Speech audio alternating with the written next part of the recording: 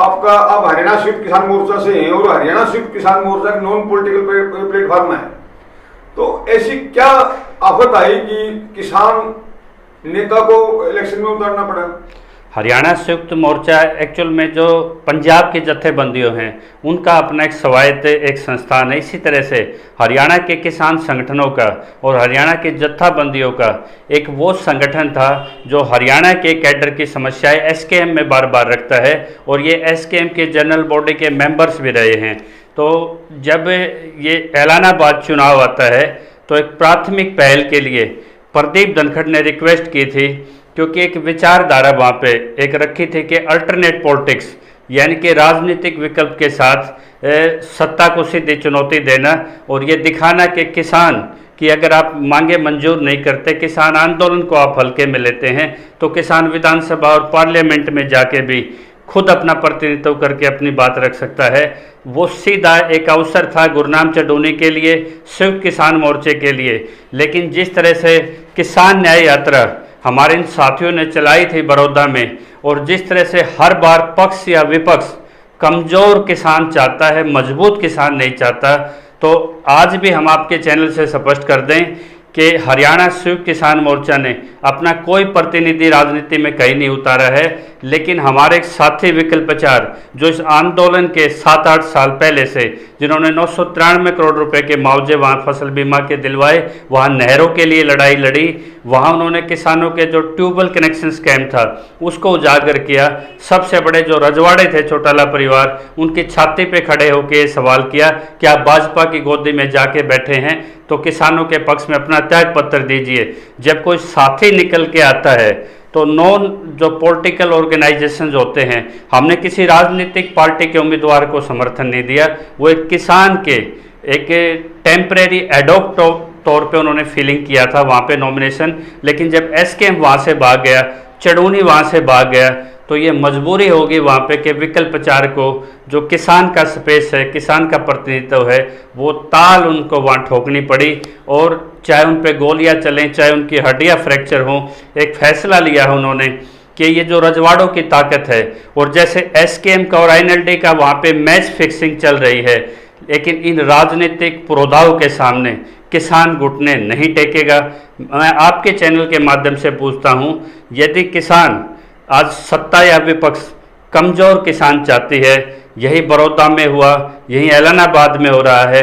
कब आप किसान को इतना मजबूत देखना चाहोगे कि आंदोलन के चलते यदि किसान नेतृत्व के आह्वान पे यदि एक किसान नेता को अगर कोई भी हमें सामूहिक रूप से अगर हम ये फूट, ये एक दूसरे की लेग पुलिंग और ये वर्चस्व की लड़ाई ना हो एसकेएम में, तो आज अगर इस किसान नेता को सब सपोर्ट कर दें तो सभी पार्टियां धराशायी हो जाएंगी। वरना आप हमें बताइए कि ऐलानाबाद का चुनाव में किसान कहां पे वोट डाले?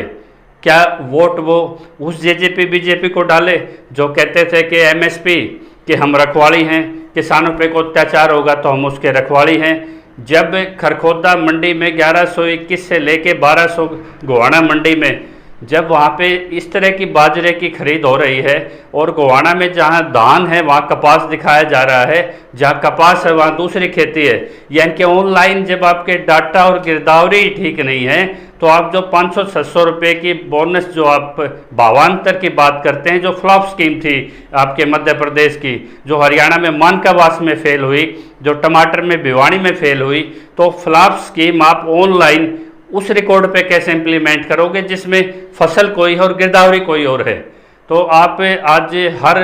किसान को वहाँ पे बाजरे की ना एमएसपी पे खरीद हो रही, तो आज हर मतदाता को ये पूछना चाहिए, जेजेपी बीजेपी जब प्रचार करने आए हाथ में एक मुट्ठी बाजरा लेके, कि ये एमएसपी से नीचे क्यों बिक रही है। जो पीआर दान है उसमें कटौती के नाम पे 300-400 रुपये की कटौती, वहाँ किसानों के साथ कौन सा मजाक हो रहा है। और जो डिजिटल इंडिया के नाम से जितनी हरियाणा की सामलात ज़मीनें थी उनको भूमि अधिग्रहण में संशोधन करके इसी डिप्टी सीएम ने, इसी बीजेपी ने 5वां हिस्सा राष्ट्रीय राजमार्गों में एनसीआर का उन्होंने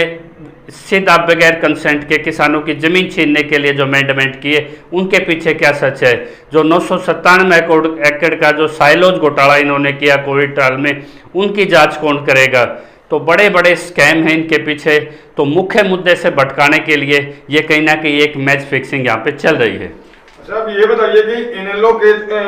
अभय चौटाला ने आप किसानों के लिए ही इस्तीफा दिया था। उन्होंने कहा था कि मैं किसान आंदोलन के लिए इस्तीफा दे रहा हूँ,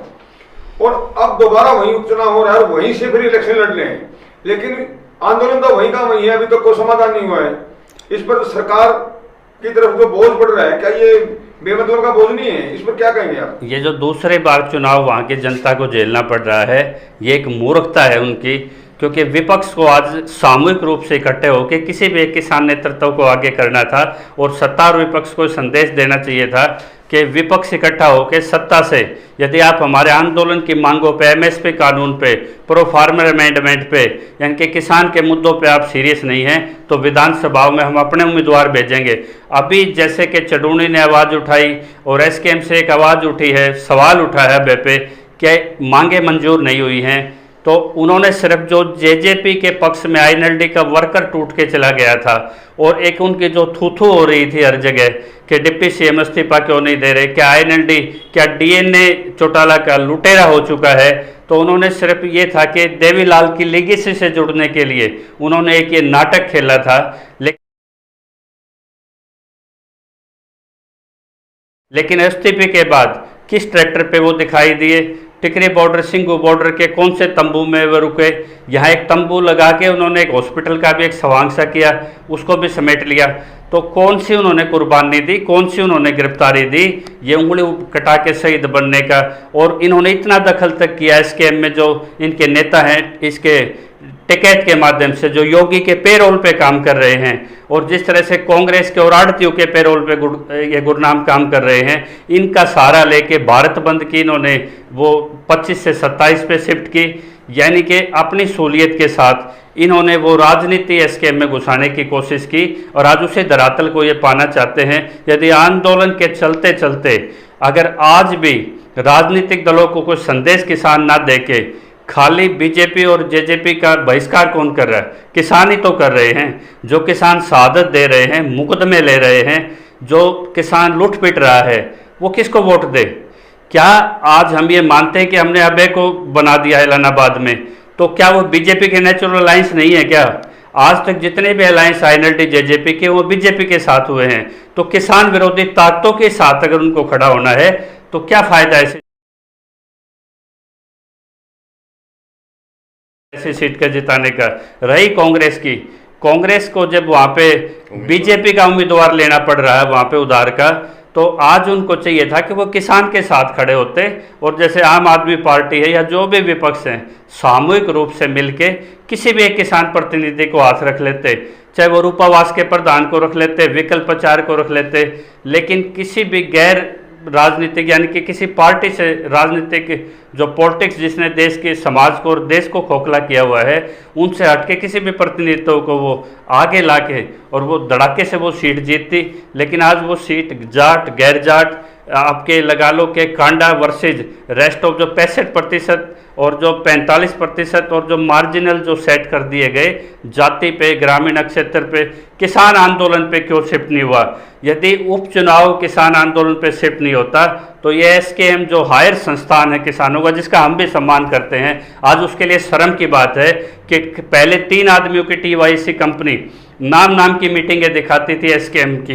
पहले दिन वो फैसला करके बैठ जाते थे, और जिस तरह करनाल में व्यक्तिगत फैसले लिए, 1-1.25 महीने के ऊपर टाइम चला गया, अभी तक कोई जुडिशियल इंक्वायरी शुरू नहीं हुई। 45 लाख में मौत के सौदागर बन के राकेश टिकैत ने अपने साथियों की एंट्री वहाँ पे रोकी लखीमपुर में, और विपक्ष की एंट्री रोकी, और जिस तरह से योगी के वो ये गारंटी दे के बैठे हैं कि जब तक मैं हूं आपके वोट बैंक को चोट नहीं होने दूंगा, तो जिस तरह से एसकेएम को फेल करने के लिए बीजेपी ने कूटनीति खेल के एक लंबी लकीर खींची थी, आज उसके चेहरे को सब यूपी के किसान जानते हैं, बच्चा जिसका यूपी में जनाधार नहीं, वो हरियाणा से ऑक्सीजन ले जाता है, और जब इनकी व्यक्तिगत निर्णयों की चोरी पकड़ी जाती है तो पीसी करके एक दूसरे को कवर अप करते हैं। तो एसकेएम बातचीत से समाधान निकालने के पक्ष में नहीं रहा, बल्कि वर्चस्व की लड़ाके और राजनीतिक पक्ष विपक्ष के ये राजनीतिक हथियार बन के ये लोग रह गए हैं। ये किसान के लिए बहुत दुर्भाग्य वाली बात है। तो किसान आंदोलन के चलते इलाहाबाद चुनाव को आप कैसे देखते हैं? बीजेपी ने भी अपना उम्मीदवार उतार दिया है।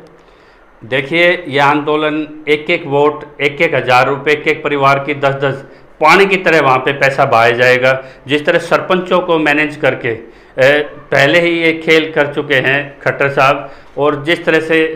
कई महीने इसकी पृष्ठभूमि इस इलेक्शन को लेट किया जा रहा था, सभी सरपंचों के माध्यम से जिस तरह से शराब, पैसा, धन, प्रलोभन जिस तरह से वहाँ फेंका जा रहा है, ये एक एक वोट पैसे से खरीदने का खेल किया जा रहा है। और किसानों को सिर्फ आह्वान किया जाता है कि आप इनका बहिष्कार कीजिए। अच्छा, उनसे सवाल किया जाए, अच्छा है कोई किसान खड़ा करके उनसे वो स्पेस छीन लिया जाए कि हमें नहीं चाहिए किसी भी ऐसे राजनीतिक पार्टियों का प्रतिनिधि जिनके झूठे वायदे एमएसपी पे, बाजरे पे आपने देखा कैसे झूठे साबित हुए। जैसे आपकी धान की खरीद पे, कपास के नुकसान पे 3 जिले पूरी तरह से धराशायी हैं, जिसमें झज्जर, सोनीपत, फतेहाबाद हैं। लेकिन कितना उनको कंपनसेशन मिल गया? आपने सिर्फ 2 फसलें लिस्टेड कर दी।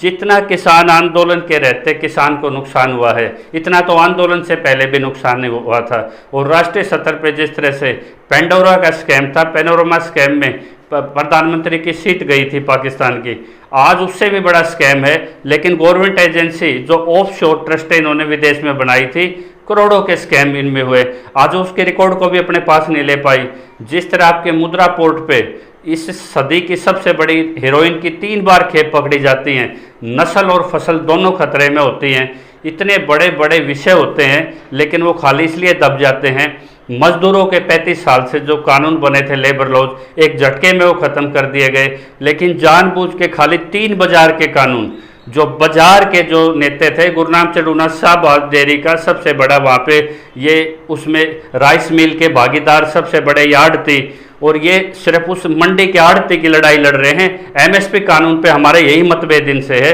कि एमएसपी के खेत से किसान की आय सुनिश्चित करने के लिए आवश्यक है, जिस पे सरकार भी कई बार इशारा दे चुकी है कि इनकी वाजिब मांग है, तो क्यों ना पहले एमएसपी को निपटाया जाए। लेकिन ये सिर्फ यस नो पे अटका के इसमें इस आंदोलन को लंबा खींच के पंचायतें करके अपने पीछे फॉलोअर भी इन लोगों को वो किसान चाहिए जो कमज़ोर हो, जो कहीं राजनीतिक अपना विकल्प न रख पाए, वो इतना कमज़ोर हो कि पक्ष विपक्ष जब चाहे उसके कंधे पे रख के अपने राजनीतिक वर्चस्व या अपना महत्वाकांक्षा पूरी कर ले। बड़ौदा के चुनाव में जब किसान न्याय यात्रा के हमने किसान उतारा था, तब ये कहते थे कि भाई इसको हराने के लिए कांग्रेस स्थिति में है। आज कहते हैं कि इलाहाबाद में आईएनएलडी स्थिति में है। तो हमेशा किसान को कमज़ोर दिखाने का, और उस टाइम कमज़ोर दिखाया जा रहा है जब एसकेएम के एक आह्वान पे पूरा देश भारत बंद होता है। उनके एक इशारे पे पूरे के पूरे राजनीतिक पार्टियों की जमानत जब्त हो सकती है। तो ये खेल जनता को समझना पड़ेगा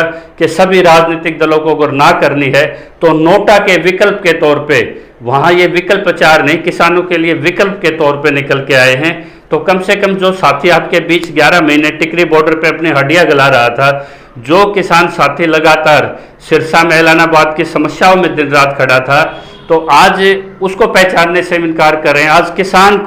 किसान का वो जो हायर ऑर्गेनाइजेशन है एसकेएम, वो हरियाणा एसकेएम को कमज़ोर कर रहा है। यहाँ तक कि चौटाला के इशारे पे हमारे 3-4 साथियों को उन्होंने एक्सपेल के आदेश दिए और वो कुछ समय बाधित नहीं किए। तो राजनीतिक लोगों पे सवाल उठें, हमारे एसकेएम पे सवाल उठें, तो उन्हीं आदमियों को चुप करा के ये किसान को कमज़ोर नेतृत्व में रखना चाहते हैं, कमज़ोर स्थिति में रखना चाहते हैं। यदि 700 शहादत दे के अब भी अगर हम कमज़ोर किसान रहते हैं, इतने बड़े आंदोलन की पृष्ठभूमि में इलाहाबाद चुनाव में राजनीतिक पार्टियों की बात होती है, तो ये एसकेएम के लिए डूब मरने की बात है। अच्छा है जैसे वीएम सिंह का आया और कई किसान नेताओं के विकल्प प्रचार के सपोर्ट में बयान आए हैं।